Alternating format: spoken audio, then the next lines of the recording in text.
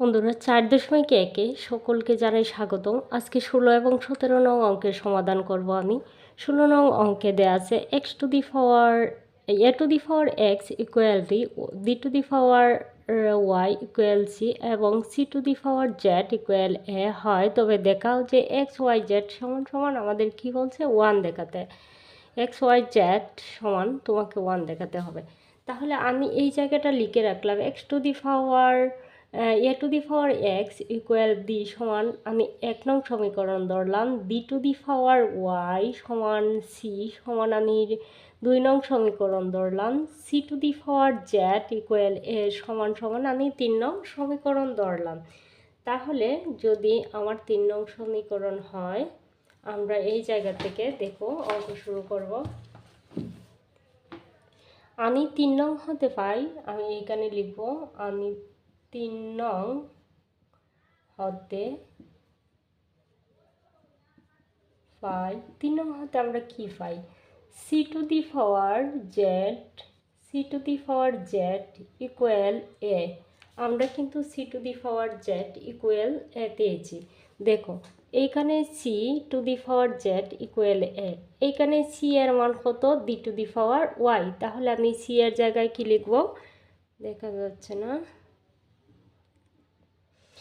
আমি সি এর জায়গায় কি বসাবো? সি এর জায়গায় বসাবো Y, D to the power Y, D to the power Y. C এর মানটা এই যে জাস্ট এইখানে সি এর মান কি পাচ্ছি? ওয়াই। তাহলে সির পাওয়ার কি ছিল? Whole to the power Z, তাই লিখলাম। তাহলে এইখানে দেখো আমি যদি দির সাথে দির পাওয়ারে কি হবে আমরা জানি, এইখানে বা দিবা, এইখানে একটা বা।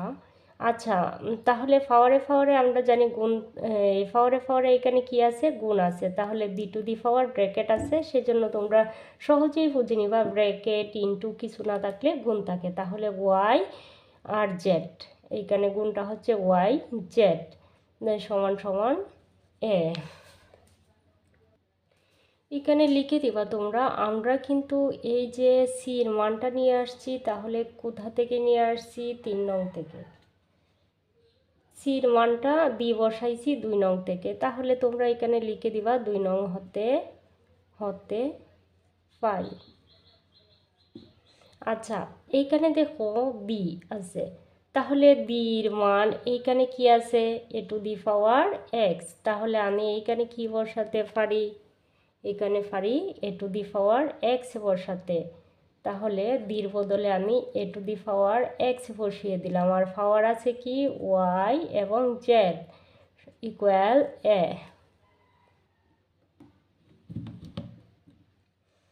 এবার পাওয়ারে কি হবে? গুণ হবে। তাহলে A to the power X Y Z equal A to দি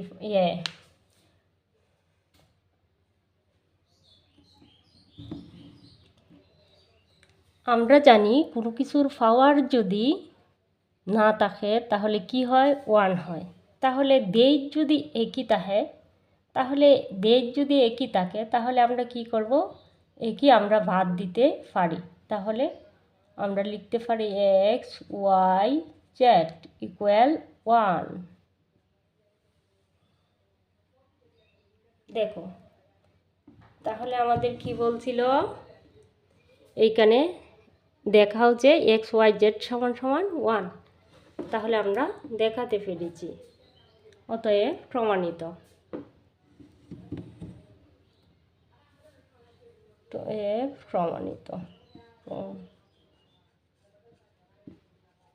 আশা করি তোমরা অঙ্কটি খুব সহজেই বুঝতে পারছো।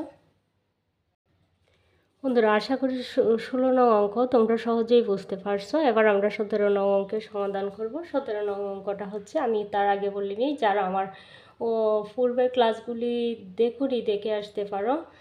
আর যারা আমাকে আজও সাবস্ক্রাইব করেনি, প্লিজ আমার চ্যানেলটি সাবস্ক্রাইব করে আমার পাশে থাকো। আমি ইউটিউবে নতুন, যাতে আমার জার্নিটা আরও দীর্ঘ করতে পারি, সেজন্য তোমাদের অনুরোধ করছি পাশে থাকার জন্য। আচ্ছা, আমরা এবার অঙ্কে আসি, মূল টপিকে আসি।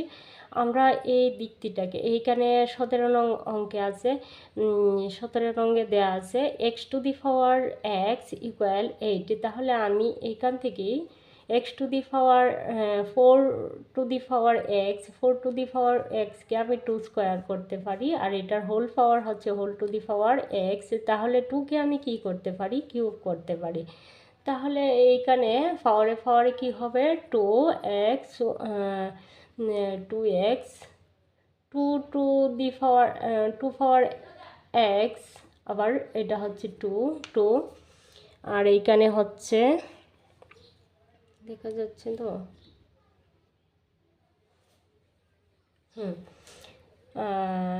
টুর পাওয়ার হচ্ছে কিউব। এখানে আমরা জানি দিকটি বা দেশ যদি একই থাকে তাহলে আমরা কি করতে পারি, বাদ দিতে পারি। তাহলে তো বন্ধুরা আমি এখানেই বাদ দিয়ে দিতে পারি, 2টাকে বাদ দিতে পারি। তাহলে আমাদের কি থাকবে, তাহলে থাকবে শুধু এক্স এবং 2, 2xও দিতে পারি, আবার x2ও দিতে পারি, 2x। তাহলে এই দিকে থাকছে কি 3। এবার এই এক্সের সাথে 2টা গুণ আকারে আছে বা, তাহলে আমি কি করব, এটাকে সমানের এই পারে আমরা জানি গুণ থাকলে ভাগ হয়ে যায়, সমানের অপোজিটে গেলে তাহলে ভাগ হয়ে গেল। তাহলে আমাদের নির্ণয় সমাধান হচ্ছে, অতএব নির্ণয় সমাধান এখানেই শেষ। অতএব নির্ণয়